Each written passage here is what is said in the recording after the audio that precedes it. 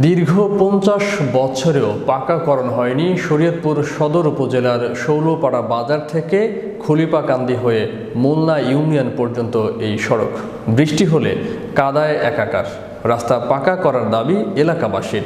কিছুদিন আগে এই শিরোনামে নিউজ প্রকাশ হওয়ার পর এলাকাবাসীর কষ্টের কথা ভেবে নিজস্ব অর্থায়নে কাদা রাস্তায় বালু বিছিয়ে যাতায়াতের সুবিধা করে দিচ্ছেন শরীয়তপুর সদর উপজেলা আওয়ামী লীগের সহসভাপতি ও ফারিয়া ওভারসিজের চেয়ারম্যান ফজলুল হক ব্যাপারী। এতে কিছুটা স্বস্তি ফিরেছে এলাকাবাসীর। তবে দ্রুতই রাস্তাটি পাকাকরণের দাবি জানান এলাকাবাসী। ঈদ মসজিদে যেতে পারি না নামাজ পড়তে, রাস্তা এত খারাপ, এখন আঁটু কাপড় উঠে যেতে হয়। আওয়ামী লীগের নেতা হাতিদা ফজলু বিহারি ওরা কাজটা কইছে কর্মী সাথে সাথে কাজ আরম্ভ করে দিয়েছে, বালি হালানো শুরু করে দিয়েছে। আমরা এই রাস্তাটা গাড়ি নিয়ে আমরা যাতায়াত করতে পারি, সেই রাস্তাটা বালু ফেলাইতেছে, আমরা গাড়ি নিয়ে চলাচল করতে পারি, এই জন্য আমাকে জন্য সেই কাজটা করতেছে।